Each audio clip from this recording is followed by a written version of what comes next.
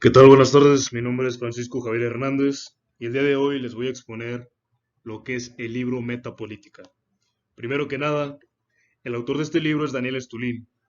Él ha seguido con la misma línea de investigación con títulos tan importantes como el Instituto Tavistock y también está La Trastienda de Trump. Y el último libro, a la fecha, lleva el nombre de Metapolítica, libro que les presentaré el día de hoy. De hecho, el término metapolítica no existe. En palabras del autor, dice que este término va varios pasos más allá de lo que otro término puede explicar, y este se ahonda en el mundo del futuro próximo como el mundo del coronavirus. En este libro, Daniel Stulin presenta distintos posibles escenarios frente a las coyunturas políticas, económicas, geopolíticas, así como las tecnologías con las que estamos viviendo hoy en día.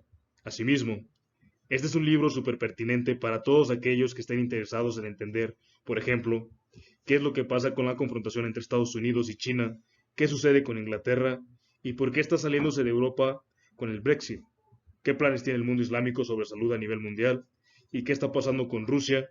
Todo esto es lo que ustedes pueden encontrar en este libro. Por otro lado, se puede decir sin demasiadas dificultades que el antiguo sistema político económico mundial se ha hundido, quebrantado y perdido por completo. Ahora este sistema no es capaz de explicar muchos fenómenos nuevos. Este sistema está limitado al no poder explicar la teoría de la crisis. Además, este libro nos habla de la aparición de la política y dice que apareció un poco más tarde que el mercado, porque en el feudalismo, por ejemplo, las relaciones de producción no eran económicas, entonces surgió el mercado de las relaciones de producción.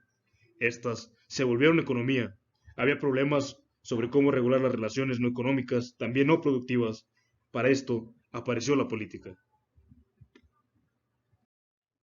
Y menciona que un sujeto individual o una persona privada no puede ser dueño de otro.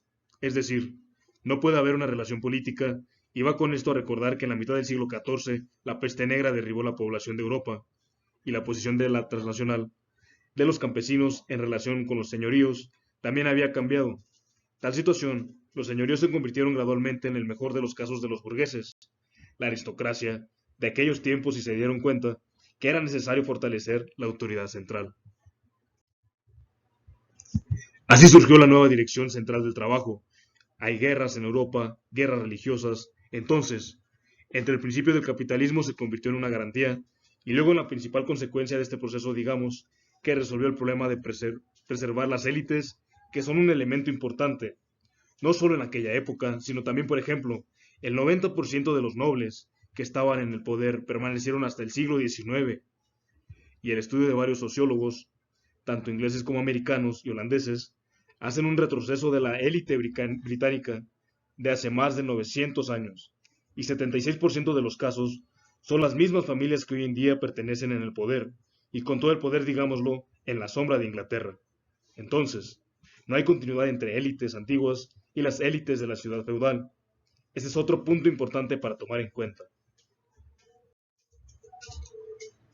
La gran migración de aquellos tiempos, por ejemplo, borró la parte de guerra, el feudalismo sin embargo se transformó gradualmente en capitalismo. No hubo revolución burguesa, los señores feudales se convirtieron gradualmente en burgueses. En otras palabras, si estamos hablando de capitalismo, resultó ser un medio para quitar de en medio aquellos grupos que estaban ansiosos en compartir el pastel. El homo políticos surge simultáneamente con el homo económico. Así que hoy, por ejemplo, en las elecciones no cambian la situación socioeconómica. De alguna forma sí, estamos viendo los procesos políticos. Mientras tanto, la política deja de ser un regulador de los procesos sociales y económicos de un campo de lucha.